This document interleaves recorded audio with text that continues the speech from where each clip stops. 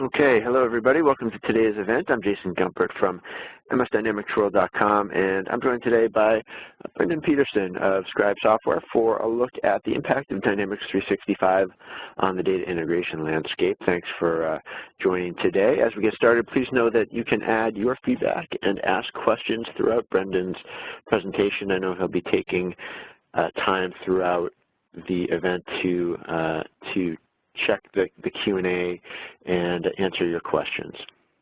So without further delay, let me welcome Brendan to start things off. Great. Thanks, Jason. And like Jason said, I will be answering the questions. If there's anything that is not appropriate for a broader audience, or if we want to take it offline, I may skip your question, but do know that we're going to get the transcript at the end, so we will make sure to get back to anyone who has questions. But I'll do my very best to get through all of them in the time we have today. So just as an introduction of myself first, and we'll move into Scribe. I've worked at Scribe for a little over 10 years now. Some of you may have known me if you know Scribe, some of you may not, but I've gone through the technology side, and I work closely with our product management and product marketing divisions nowadays. So with the Dynamics 365 launch, I've been very close to the Scribe side of assessing it, coming up with a strategy. So I've been pretty close to that. So I do have a unique integration perspective from that mind. Scribe Software, if you're not aware of us, we've been around since 1995. We have been very close with the Microsoft market for a number of years, with Dynamics CRM specifically, and then the other Dynamics ERP applications as an integration vendor. Over the last 20 years, we've developed a cloud and premise product. So our premise product of Scribe Insight has been in market for a number of years, has a very wide adoption rate. And in the last 5 years, we've come out with Scribe Online, which is our integration platform as a service, or iPaaS. We'll be talking a lot about Scribe Online today, and we'll be demonstrating that for you a little bit later as well. We are a very partner-centric company, so we have over 1,200 VAR or system integrator partners worldwide. So we really do focus on making our product easy for partners to get working with and allow that enablement to happen very quickly and easily. With that 1,200 partners strong network, we have been able to produce over 12,000 customers worldwide. This is anywhere from, you can see the bottom right, large world-class industries, anywhere down to some smaller SMB type deployments. So we really have the technology to span that gap between small and medium business all the way up to large enterprise. A reason why we've been so successful with the partner network and with the customers that we have is a really laser focus on integration lifecycle management. We believe that it's good to have a easy-to-use tool to get integration stood up, but it's more important to focus on the runtime of that integration. You're really only going to spend about 10% of that integration lifetime setting it up and deploying it. Most of the time that integration is going to simply be doing what you've told it to do. So making it easy to manage changes that come up, manage errors that might occur, that's been a really big focus of ours for a number of years.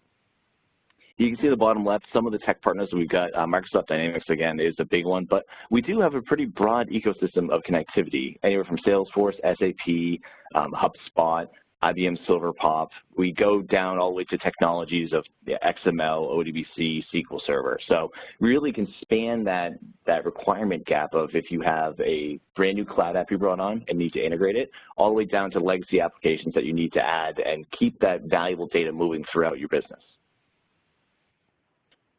So today, businesses really, they just use more applications. With the emergence of cloud and the adoption of it as a more mature application, people are bringing in cloud apps day after day. Traditionally, we really saw these large monolithic applications. So a big CRM deployment, a huge SAP ERP, a gigantic AX deployment in your enterprise. And this was the way things were. And this is where integration was pretty straightforward because we had to connect A to B, front office to back office, to allow your sales and finance team to be working closer together. That has begun to change. So if anyone's more familiar with the postmodern look at these postmodern ERP, postmodern applications, we really see that we're going to have more specialty cloud apps that are much more agile. And you're going to pick and choose from this large spectrum of applications to build that complete suite for your business. So we look at the core Microsoft functionality from the past, from today, yesterday, and moving forward. We really had that CRM presence, and then integrating that with the core ERP functionality. So sticking with that idea of the front office, back office, but as you start to adopt integration, you start to see that there's a lot more that hangs off of that individual ERP application or that CRM application. It's not just a sales order, it's procurement, it's account receivables, it's your HR applications that need to have your prospect to employee type of workflow. So there's a lot more applications you'll add on that kind of fall underneath that big bucket. And as you move forward, it's going to continue to expand. CRM is all about getting new people in, so it's not about employee management, it's about real prospects and customer assets. So marketing automation, individual data services for data cleansing and deduplication, BI and analytics on top of that to make sure you're investing in the right areas. So this is where we see a lot of this today has been coming through. People are picking and choosing these applications. They're stitching them together by integration, and they're really making these applications suit their business, not having the business suit these applications. And then Microsoft comes out and starts talking about Dynamics 365, which has a really great offering of a lot of these applications baked in together. So sales, ops, field services, financials, all within one unified login, one perceived integrated experience. A lot of what this is, if you look to that bottom left of the Dynamics 365 view, it's kind of taking what's been happening in market and consolidating it into one suite offering. It's great to see this happening because it is showing the value of integrated systems. It's valuable enough to Microsoft to deploy new cloud offerings because your finance and your sales teams need to be more closely oriented than with that far left of the monolithic apps where a little bit of integration goes a long ways. So this is really what the market has been coming out to look like. This is what we're seeing as the move and the adoption. But what does that actually mean? Does Dynamics 365 kill integration? And we really don't think so. The reason is, even with 365, you're going to have scenarios you come across time and time again where you need that to be something that is more tightly integrated. So you have complex integrations. Finance to sales using a common data model with Dynamics 365, it's pretty simple. It's pretty straightforward. Same thing as if you have a Dynamics 365 or Dynamics CRM instance with a native integration to something else. It's going to work great until it doesn't work great. You're going to find the needs that as you adopt integration, you'll find more areas where you need to have that, and you'll find more need to add integration into that layer. We see this all the time, especially with individuals who have been utilizing those native type integrations. So marketing automation to CRM synchronization is a perfect example where it's great to get lead syncs going back and forth, but then you get to a point where I want to start doing more ROI calculation opportunities. I want to track who are my number one customers and what are their patterns. And those are things, those native synchronizations were never meant to do. So as you evolve your business, as your business gets more used to integration, you'll start to find more needs for that. And that's where some of those common data models work great to begin with, but you'll see yourself kind of outgrowing them over a number of years. Upgrades to 365, migration patterns from a Dynamics CRM on-premise or a Dynamics NAV on-premise up to the cloud, up to D365. So in order to get that going, as most of you know, if you've ever done this before, it's generally not a overnight light switch. This is going to be for especially ERP applications. You may need to run two in parallel for some period of time. So there's going to be a need for that bidirectional synchronous integration between multiple applications. So that's not going to go away with the move to the cloud. And then even as we expand, as Dynamics 365 gets more popular and more adoption, you'll find people moving from things like Salesforce, Zoho CRM, Sugar, all these other applications into the Dynamics cloud, which will allow more need for migration. And there's simply a ceiling to the amount of native migrations that one organization can build, but there's an unlimited amount that partners and customers can build using some kind of a middleware tool. In the bottom left, it's integration to other things. Dynamics 365, I've been working with it for a little bit with the published components and some of the preview components, and it is pretty cool, but there's always going to be need to have other applications in your enterprise. It will never be the end-all, be-all of everything you ever need. So especially if you have applications you've been using for a number of years. If you've got a worldwide deployment of SAP it's probably not going to be on your forefront of your wish list to move all of those customizations over to Dynamics. So you may need to have some businesses, some parts of your operations move to Dynamics, but other ones remain on SAP or NetSuite or Sugar. So allowing that synchronization of data across those different endpoints and allowing that to happen seamlessly is a huge component where individuals will need to focus on adding integration that is easy to stand up, quick to deploy, but also easy to change, because as your needs evolve, as you start using more Dynamics, you may need to add more integration points with other areas within your business. And then lastly, the top bottom right is just other cloud apps. So it's not just ERP and CRM anymore. It really is a broader spectrum. Eloqua, Marketo, HubSpot, ServerPop, ExactTarget, or Salesforce Marketing Cloud. There are lots of places in the cloud with these SaaS apps that you have valuable data to your business, and bringing that into your flow of sales and finance and operations is going to be critical for success. By having them segmented and siloed, it's going to end up in the same situations you've had in the past with those big monolithic apps. Lots of data silos don't mean for a very dynamic process. It means for a lot of manual copy-paste integration, which is no one's favorite thing to do. So even with 365, we still see the need for integration. One of the big benefits we do see about Dynamics 365 is it really is showing the value of integration. By having an integrated cloud suite of applications, it's going to allow more people to get more value out of their data and out of their business.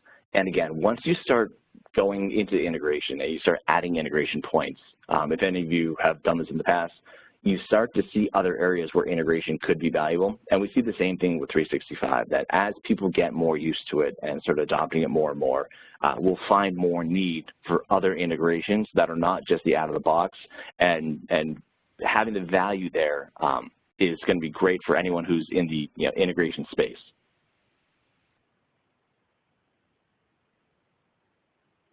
These are just some basic quotes we pulled out over the years, which hopefully some of you can read these and maybe have a little bit of smirk. These are things that we hear time and time again. So you want basic integration, but it has to account for custom objects and fields and the unique snowflakes that our business is. There is no such thing as basic integration anymore. If you give someone a vanilla integration, the first thing they're going to notice is what it does not do. So needing something to be able to fulfill those unique needs is critical for integration adoption without it being a integration pitfall. Another very common one is once things went to the cloud, everything thinks it should be out of the box.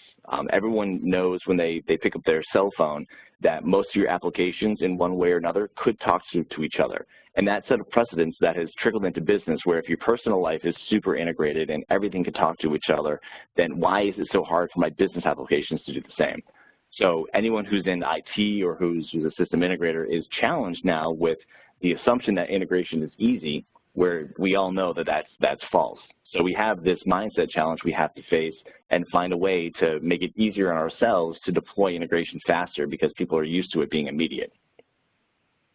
Another common one is just the tools to troubleshoot and support this. If you have someone who develops an integration, it could be great. It could be everything that you ever wanted for the first 6 months. And then after that, changes start to happen. The individual who wrote the integration is too busy, so they don't have the time to go back and troubleshoot it. So you have other people looking over it. And now you don't have a built-in mechanism to help them do their job and help them support your business. So having those tools in place is really critical for that ongoing support and maintenance of the integration. And that ties right into the bottom one. If someone else writes an integration, it could make a perfect sense to them, but it's complete gibberish to anyone who comes into there. Having come from years and years of working tech support and consulting for Scribe, I can tell you firsthand that this is absolutely true, that it might work, but it may make no sense to me on how it works. So it takes a long time to reverse engineer people's integrations when it's not clearly documented, when it's not something that makes perfect sense and has some self-documentation features in there. So these are just some of the things we've heard over the years that really have resonated with us as far as, some of the things people see with integration and how it could be so hard. So moving into now this cloud data integration practice. So this is where Dynamics 365 is a huge part of this going into the future. What we found, though, in the past is over half the executives that were surveyed in this industry report were dissatisfied with their cloud initiatives. So this is a huge number. If over half of executives are not happy with the results of their cloud initiatives, we've got a major problem on our hands. What we've also found is that of these CRM implementations that we're tied to, so this is data that comes from our actual Scribe Online platform, over 90% of all of our CRM implementations that require integration are having custom fields or custom objects as a part of that. So what this tells us is that if you have a native integration that does not account for custom fields or objects, that can start to make you dissatisfied with that initiative. So if it doesn't do all the special things your business needs, then suddenly it doesn't seem like it does what it's supposed to do. And lastly, we found this is a great statistic that came from this decision point, where 92% of the ownership for a custom-coded integration is after it's go live. So it may feel like this huge gargantuan task to write your integrations, to get them deployed, to get them in market and get them moving, but really that's only the 8% of the total cost of that integration. So much more of it is the servers that it's running on, the individuals that you have to pay to maintain that, the errors that occur and how to fix them, rewriting code, just going through all that maintenance cycle is where we see the vast majority of the cost of an integration comes out.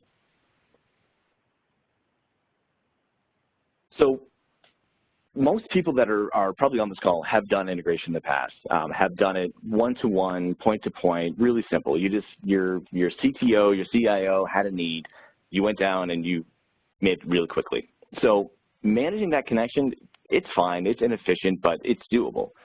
It's certainly where this is kind of stemmed from, because it's easy to throw a quick job together to move a couple of pieces of data back and forth. But as I said earlier, when people start to see integration, they start to get used to the idea behind it, and they start to see what it can do for them, they start to want more.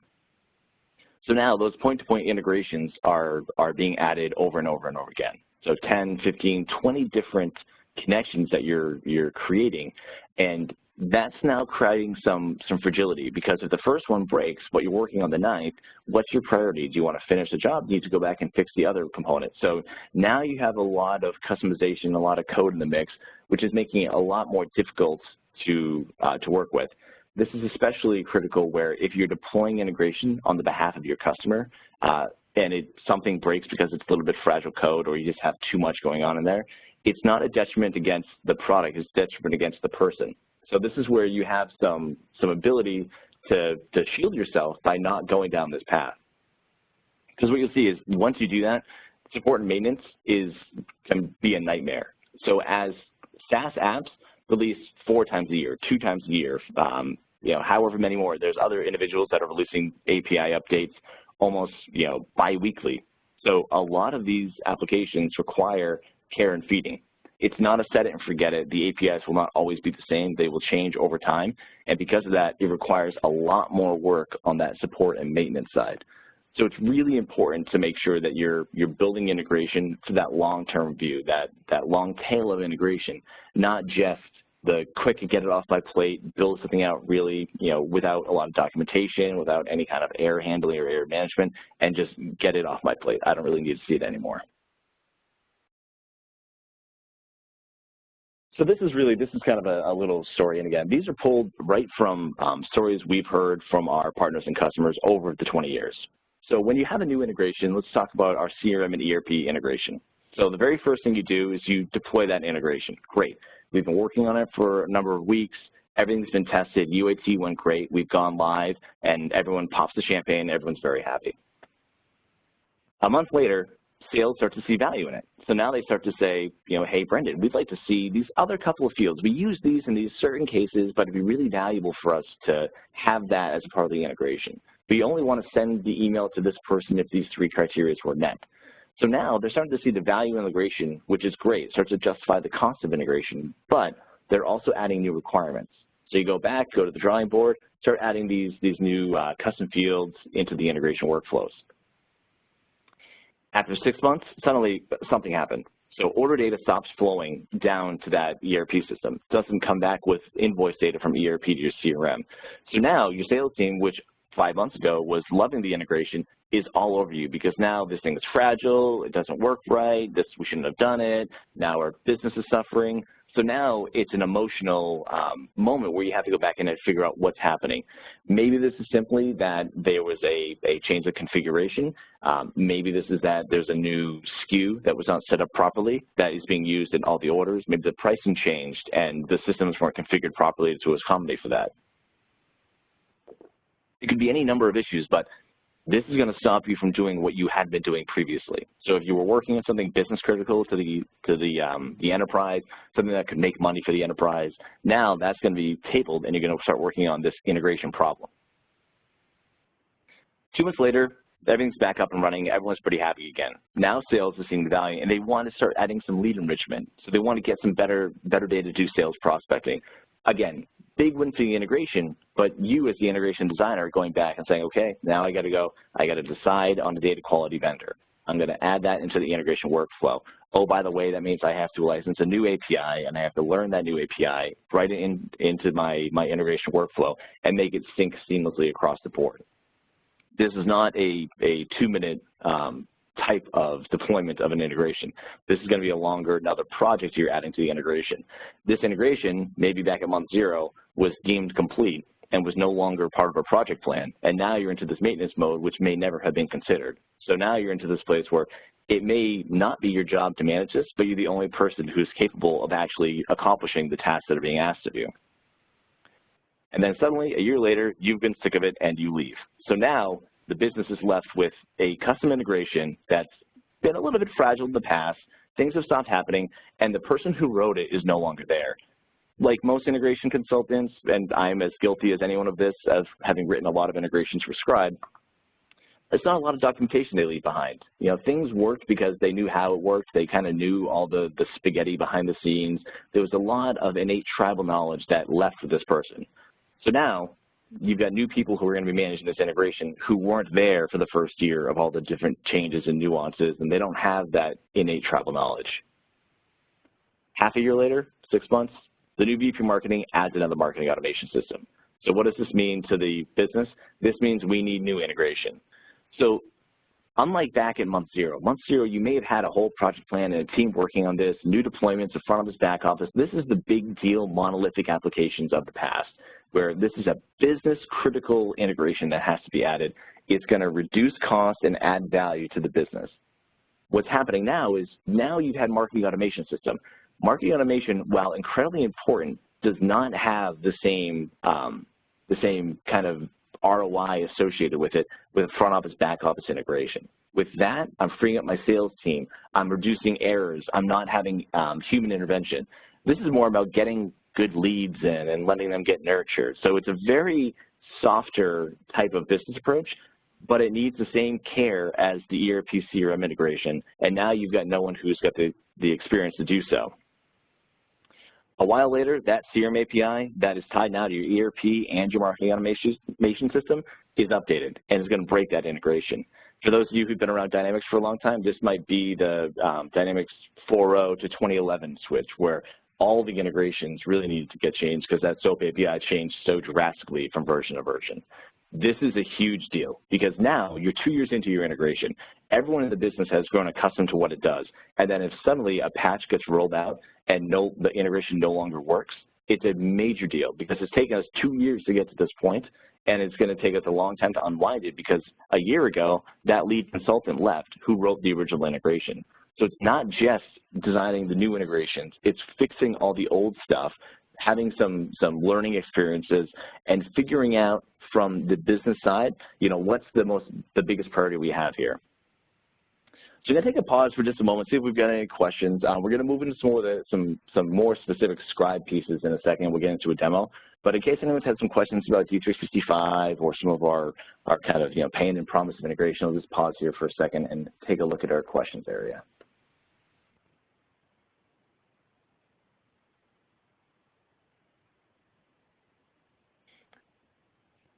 All right, nothing too much yet.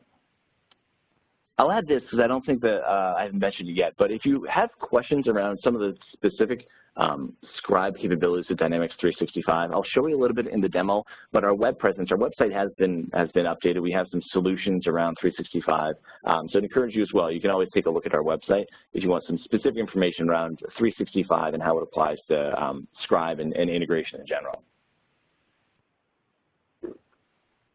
So with this ongoing integration lifecycle, we see the challenges that can exist. We see what people are going to be facing. How do we make sure that we're designed for successful outcomes? You want to make sure you have to connect those systems and make them configurable to the integration outcomes.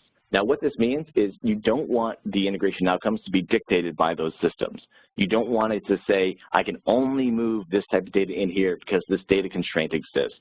We want an integration that can be flexible enough with those systems to allow those different pieces of data to flow properly across the 2 or 3 or 4. Make sure when you're designing, you design that things have to be changed. Knowing that this integration will not look the way it did when you deployed it 6 or 12 months later is a critical part of the integration development phase. If you build it too concrete and too solid where it's not flexible, you'll run into these challenges where as time goes on, you're going to be faced with real issues on how to redeploy integration.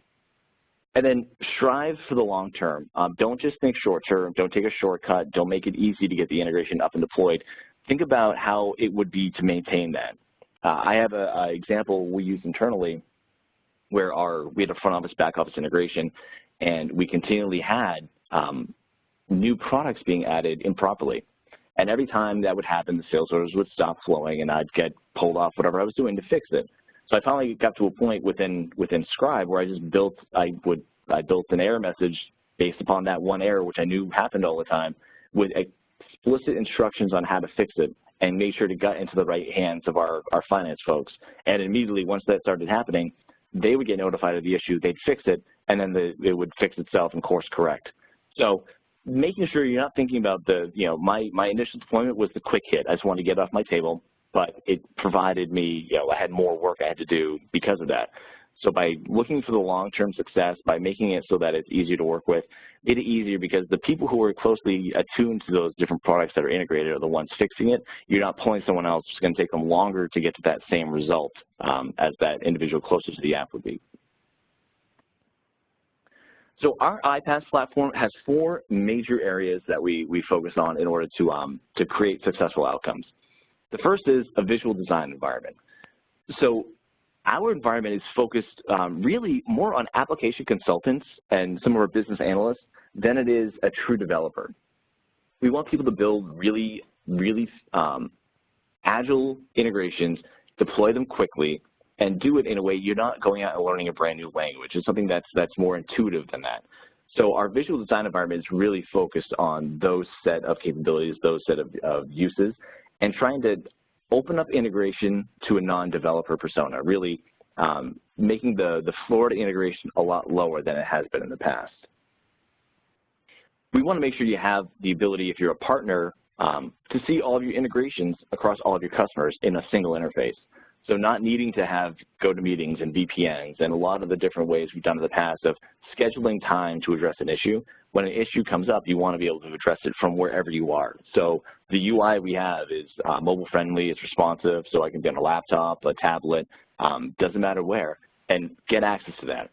This could even be if you're a larger enterprise and you have multiple departments who require integration, and you've got an integration kind of command center, control center, competency center. You can utilize the same kind of customer console and have each individual department have its own individual tenants of integration. Neither departments that are below you can see one another, but you have access to everything. So you can pick and choose with our console and our tenancy model how exactly you want to roll integration out to your business. We want it to be very flexible. So if you want it to run in the cloud, you want it to run on premise, we have agent technology that allows that to happen. But it also means you have a collaborative environment. So that single UI, that Visual Design Studio, the customer console, it works through this kind of social model where you can bring people in as they're needed. So if I'm building an integration between 365 and Marketo, I may need help from my Marketo expert in-house. So I'll invite him in when I'm ready for it. When he's done, I can remove him from my organization. When I need to hook up my SQL database, I'll invite our DBA in. When she's all set, I'll remove her from the organization. So you can pick and choose who you have to help you and when they have access to those different environments. And last but not least is we're value-based pricing. We have priced by connection. Very simple, very transparent. It's actually, again, it's right on the website, so we're not trying to hide behind some vague or fuzzy pricing. It's really clear. It's a tiered system, and it goes up by feature and what you're trying to connect with and how many things you're connecting. So really simple to understand, and it provides a lot of value for the price you're paying. So if you go and look at the pricing tiers, you can see that we're really kind of in the spectrum of a lot lower than a lot of the competitors that we find ourselves coming up against. So take one more pause. We're going to go into the demo next, but again, I'll take a second just to take a look at some questions, and then if we don't have much, I'll kick over to our demo.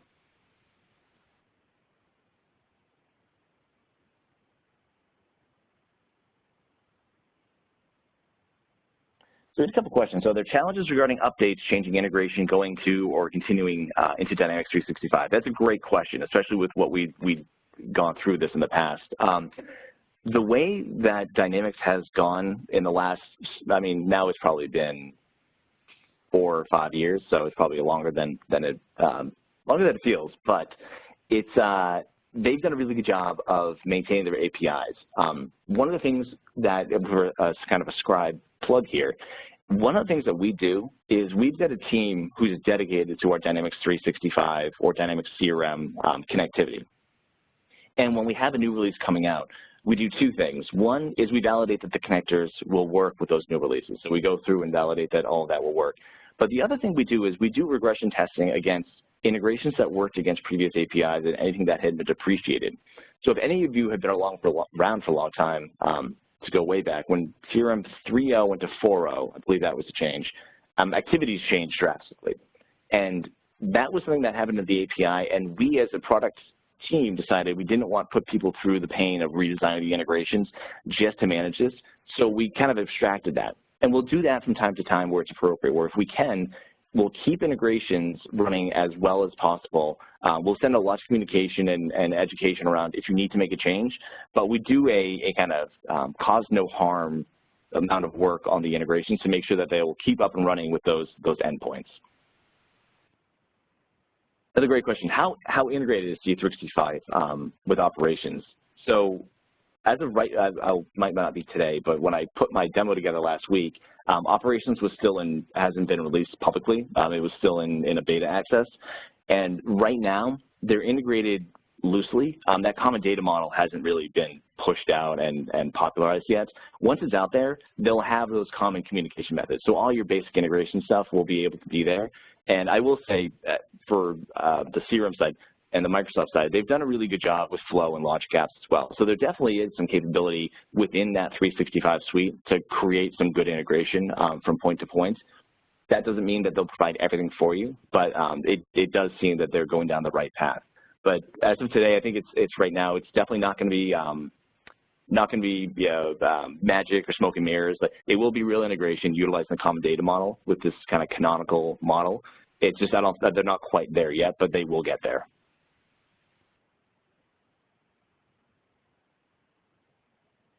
So some more questions about that. So we're thinking, a lot of people are really thinking that this Dynamics is all pre-integrated. So integration becomes a thing of the past.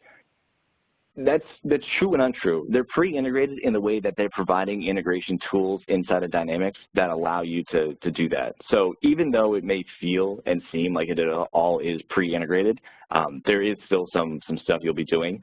And again, the benefit we see is that once you start getting that integration going, you're going to want more. And as for us, as an integration company who's been around for 20 years, we provide a lot of value within our suite of ecosystems, our connectivity, and some of the UI that we have. So we do see that there will be certainly people who are just happy with what Microsoft has. Just like in the past when the Microsoft had their free connectors, there's been plenty of people who have been okay with that. It suits their needs, and we're happy for them to have that. But for the people who get that and then want more and have a challenge getting that little bit extra, we want to make sure that there are multiple avenues for integration, and Scribe definitely being one of them with one of the, our top. We'll see a little later some of the values we've had from some of the analysts, but really getting the value out of the integration as fast as possible is where we really focus. And a couple of last two quick questions. Our on-premise Scribe Insight does support Dynamics 365, so that is already a standard. The operations and finance is NAV 2017, and then AX7, or Dynamics AX in the cloud. So the on-prem product doesn't support those yet, but the online product does. But as far as 365 for sales, sales, field service, all the CRM modules, Insight will handle that. And lastly, a migration from GP to 365, that would be just work. We have connectivity for both of those applications, both on-premise and online. So it would just be building a basic data model mapping between those two, allowing you to sync. So it would be just like we do migrations anyways. It would just simply be, you swap out operations for a newer version of GP. Those are great questions so far, and definitely please feel free to keep them coming. Like I said, if there's anything that's not totally appropriate for the webinar, I'll sidebar it, but I will try to get to everything we can. So this is our Scribe Aligned integration platform. A couple of nice things you can see just immediately. We really break this down to make it as easy as possible to get to where you want to go. I can see quickly I've got a lot of green check marks, meaning things are running well. I've got some yellow warning signs, something's gone wrong. And then if I scroll down, I've actually even got some red exclamation points telling me that this is a fatal issue. So at a glance, I can tell the generic health of this organization looks pretty good at a sniff. I see I've got agents. Agents are either in the cloud or on-premise. So these are the things that actually execute the integration. If I want to run an integration on-premise against a SQL database, I can utilize a premise-based agent, and that allows me to also connect it up to cloud apps. So it's not just a prem-to-prem deployment. It can be a hybrid deployment. Connections are what I use to talk to endpoints. So I see here I've got a couple of 365 connections. Also got things like AX, Salesforce, Marketo, SQL Server. These are anything I want to get data into or out of utilizing the integration platform. And then solutions, this is the magic in between. So this is all the logic, all the flows that I'm going to build out and have that built into my integration workflow. So before we get into a solution, one of the nice things is I've logged into this as Brendan. I'm in my Acme Corporation, but one of the cool things about Scribe is that we have this multi-tenancy where I can move from tenant to tenant and see different integrations for different customers. So I can navigate really quickly back and forth, and I can even invite other people. So if I'm a partner, this means I can bring the customer's IT in to create my connections to their on-prem databases without them feeling odd about creating new accounts or sharing passwords. I can bring them in, and then once they're done, once I'm all set with that person having access, I can actually remove them from this organization. So now Peter had access to Acme Corporation. He'll log in tomorrow and not see Acme in his dropdown anymore. So it's really simple to add people, remove people, get help when you need it, and then kick people out when you don't need them anymore. And then from a partner standpoint, managing lots of integrations, really simple to navigate around all your different organizations from this one standardized UI. So let's take a look at Microsoft Dynamics 365. This is my solution. The solution is basically just a set of integration maps telling me what I want this to do. I can give it really easy names. I can give descriptive text. I can create scheduling. So I can run this on demand, which means I can just hit a button and it goes, or I can set it to run every day, or even I'll have this run every hour, synchronizing data between my endpoints. As I navigate through the platform, you'll see everything I do, it simply will interact. So you don't see a lot of OKs or saves throughout the platform. The platform is simply taking everything I'm doing and realizing that it needs to save this down to the core systems. The other thing that's nice is that if I move this around, you can kind of see with the scale, this will scale down as a true responsive design. So this could be accessed from a tablet or from a cell phone. And you can even go back. So it's one UI. It's not a mobile app that you have to have a suite of applications to get access to it. It's just one URL. You go to it, and you can get access to whatever you need. In my maps, I can see down here, I've got a visual representation of what I'm connecting with. So I've got 365 for sales and finance, and then I've also got Marketo thrown into the mix. And the story here is that I might have Marketo. I've got a whole marketing automation program set up, and I want to get inbound leads into 365 for sales. Once they're there, my sales team will work them, get them qualified. Once they have an opportunity, I want to sync that with 365 financials. I don't want them all to go there, but only under specific conditions. Once that opportunity is closed, I want to bring that opportunity data back to Marketo. So this is adding a couple of different systems together in order for me to build this sync out. But I can see it's all done with the same Visual Design Studio. So I can see this is going to get query leads for each lead. I want to look it up. If it's not there, create it. If it is there, update it. So really simple for me to look at this at a high level and figure out what it's supposed to do. Under the covers, Marketo is the REST API, 365 for Sales is the SOAP API. You don't have to understand any of that to build this integration. You simply need to know what the data model is you want to work with and exactly what you want this flow to look like. Let's say now that, like my flow chart earlier with the hurdler, I get a request from Sales to add some inside view lead enrichment. We have a partnership with them now, so we're going to start to add that in. So I can say, great. I can go out to Scribe. I can see any connections I've already created, or I can just create a brand new connection to inside view. So here's all the different connectors I have access to inside this organization. So I'm going to grab inside view, and it'll add that down here. Now, a huge difference I can see is that with Marketo for 365, I've got all these create, read, update, fetch, different verbs that are operations. Inside view, it's just enrich. So depending on what you're connecting with in Scribe, it may have a really broad basic capability, or it may just give you the one thing you need to add value to your job. So I can add that lead enrichment layer. And say down here, I want to actually enrich my lead. Then I'll get in and I'll create a field mapping. So here, I'll say I want to map in, since this is leads, I'll do an email. So I've got email on my left. And all I have to do to create that linkage is drag it over and drop it on the right-hand side. So super easy. If I want to add more formulas, let's say I know I've got some garbage in there, then I can apply some other functions and formulas to this where I want to clean it up. We've got 90 different functions, all very Excel-based, so it's very simple to understand. We've got inline help right here, and then we've even got validation. So if I put in some garbage that will break the formula, Scribe will tell me that I've got some garbage in there. I can remove that, validate it, everything's clean, and I've got my linkage. And now I've added lead enrichment into my flow of data utilized from Marketo into CRM or for 365 for Sales.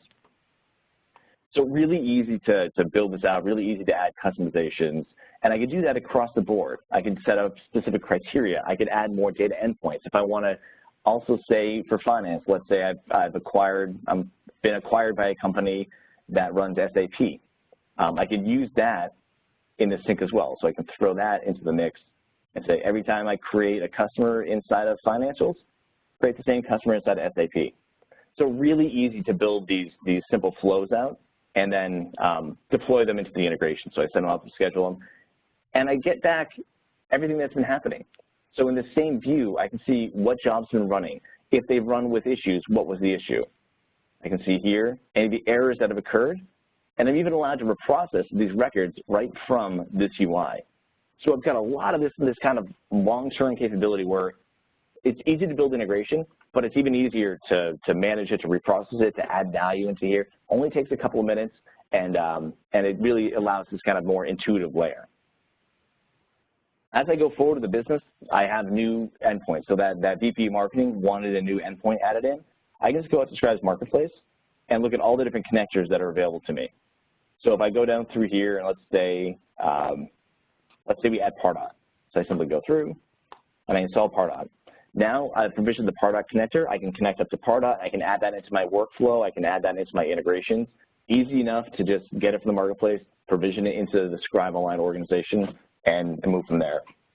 So the tool is really focused, again, on that business analyst. Underneath the covers, there's an entire REST API that provides value to this entire UI. So every action I take, every keystroke I use, every click I have, that is utilizing a public REST API behind the scenes. So if you wanted to expose layers of integration inside of other apps, you can now utilize that however you want. So if you want to embed it into 365, you want to embed it into Salesforce, you can pick and choose components of integration and leverage those REST APIs to repurpose a new UI on top of the platform. So the UI here really built around speed and time to value, but there is that development capability from the platform side to give you access to whatever you need.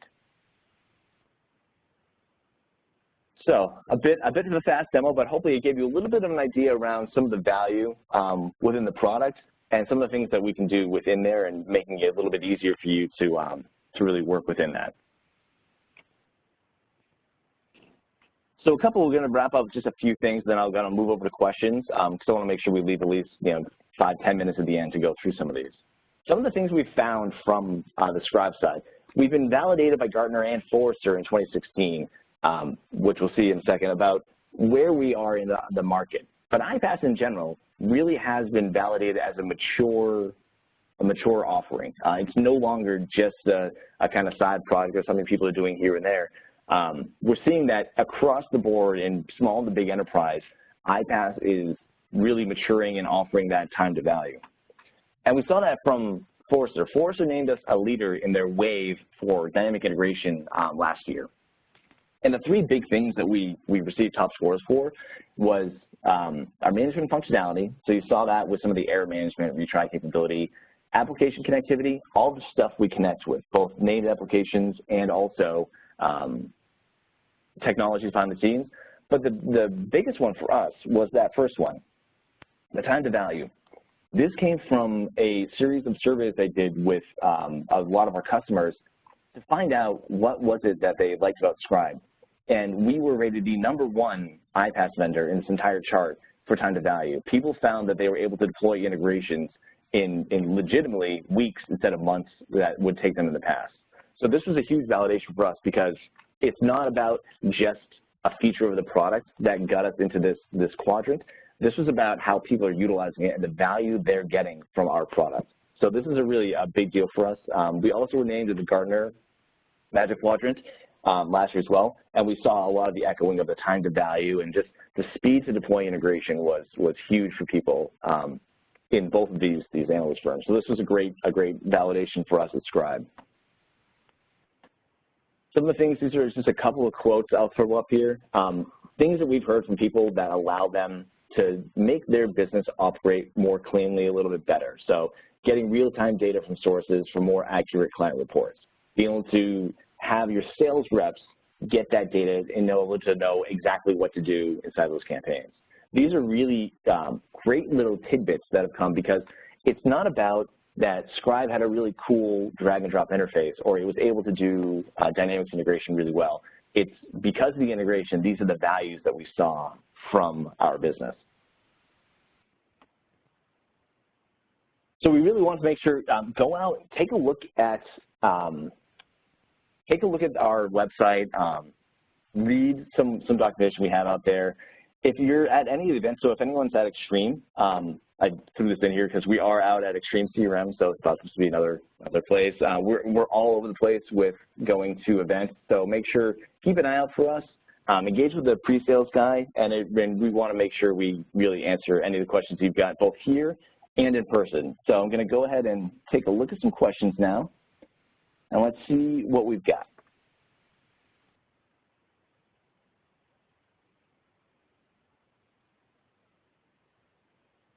So you had a great question around dev, QA, prod, separate environments. So I breezed through that kind of multi-tenancy model within Scribe Online, and with different tiers that we have, we actually will give you access to having multiple organizations for truly separated dev, QA, prod environments. So depending on your licensing type, you might have access to truly segmented ones.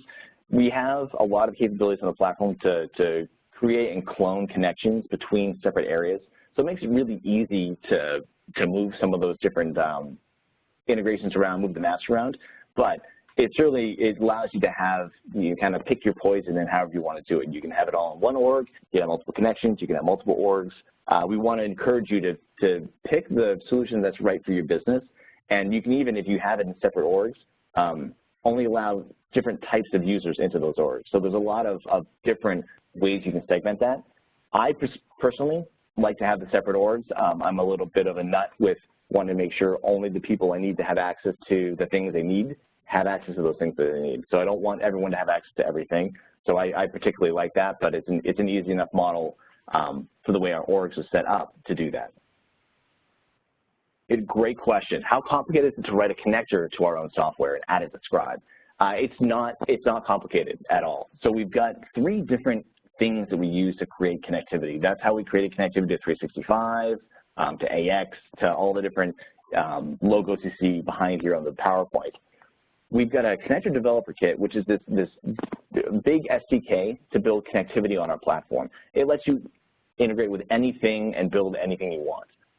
Within there, we have 2 other frameworks that we've deployed over the last year and a half, called the Fast Connector Framework and the Messaging Framework. These are all around REST or XML API. So anything that's a modern HTTP endpoint, you can build out an integration, a connection in a matter of hours to a couple of days. So it provides a lot of kind of guidance, a lot of the tedious code work that you would have to do, we provide for you. We have some other tips and tricks, so you can paste JSON as classes, and we use some of that stuff to make it really simple for you. But it certainly has become a lot easier to build connectivity into our platform in the last year or so. Is 365 still using eConnect? 365 actually is not using GP at all. So 365 Finance is NAV, and 365 Operations is AX. So GP with eConnect is still out there, but it's not going to be a part of the Microsoft 365 offering. We at Scribe, with our GP connectivity for Scribe Online, we're leveraging the web services as much as we can now because it's where Microsoft is moving this into. So a lot of web services, OData, that's where most of our Dynamics connectivity is living nowadays. We had a question if Scribe Online can be used for 365 for operations. Yes, as soon as that is, we fully released everything, you'll see the same type of UI change where inside of Scribe Online you saw it said 365 for sales, 365 for operations. We'll have a for finance. We'll have one for operations as soon as that's out there and been validated. But we've been doing testing internally and it works. We've got some of the preview bits. So our Dynamics AX connector for Scribe Online supports 365 for operations.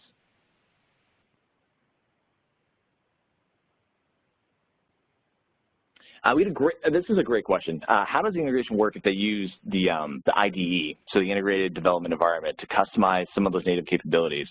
So one of the great things that we can do is we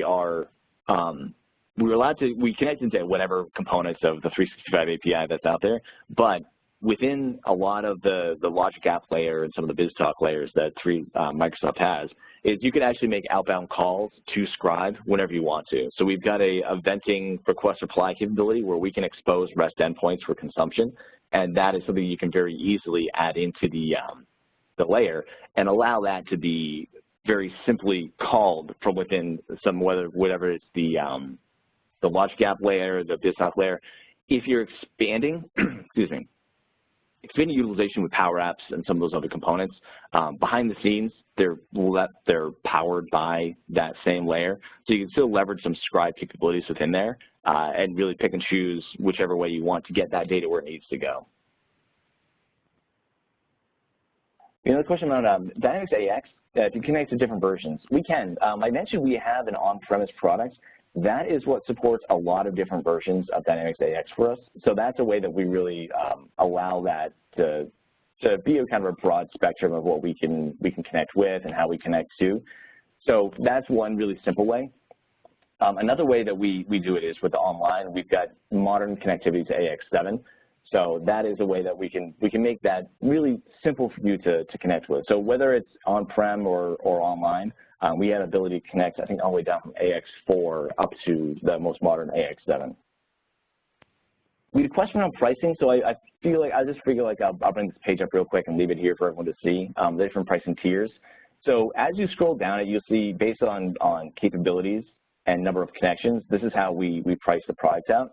But it's available right from the drop down, so products, Scribe Online pricing, really easy to find. So if you want to send this around, share this to anyone, you can definitely take a look at this. But this is how the pricing breaks down with our different tiers. Another great question. How do we align with Logic Apps and the CDM strategy with Microsoft? That CDM, the Common Data Model, the way that everything we've been hearing and poking at, it will be exposed via an OData endpoint, and we have really good OData support. So that will allow us to natively be able to integrate with that just the same way that their own native integrations will add. So we can add some value that way. The logic apps has a lot of the similar capabilities of connectivity and kind of flow logic, but we can also be a part of that. So if you want to integrate with other applications that Logic Apps doesn't have connectivity into, you can always call it to Scribe via that kind of eventing request reply type of integration and bring some more value in. So bring those different aspects into the Logic Apps and then to flow layers through other means of integration is something that, at least from what we've seen so far, Microsoft's been pretty good about being able to have some real technology layer connectivity, so we can simply be a part of that. But as far as the common data model, it does seem they're going out and are going to be doing some OData wrappers on that, so we should be able to hook right into there. So we have a few more questions coming in here. We're almost at the top of the hour, so I'm gonna probably answer two more, and then I'll turn it back over to Jason. But the last two is, does your on-prem work with the cloud connections? Absolutely. So Insight works with Salesforce, D365. Our connectors, our adapters for Insight support those cloud offerings just like our online product does. And we're ensuring that as those applications get updated and changed, we're going to keep those different applications, the Insight adapters, up and ready.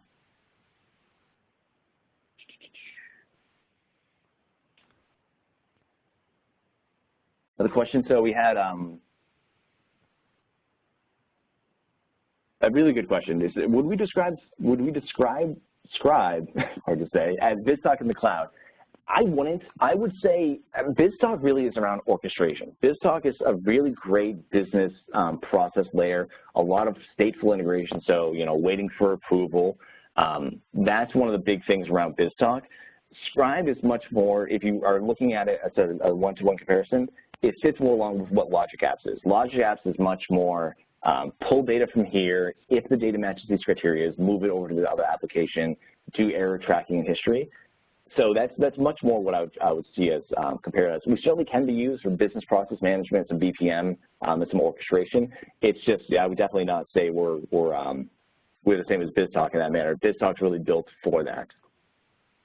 Like I said, there is some other questions in here, but I want to be respectful of time that we're at 2 minutes of. So I think I'll turn back over to Jason and wrap it up here. Okay, well, thank you, Brendan, and thank you to everyone in the audience for attending today and for your questions and your attention.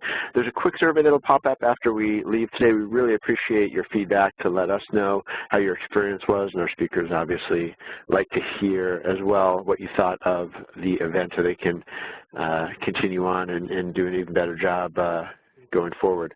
We did record today's session. We'll be providing information about that soon as well. And with that, we are going to wrap up. Brendan, thanks so much for talking with us today. Thanks, Jason. All right. Thanks, everyone, and have a great day.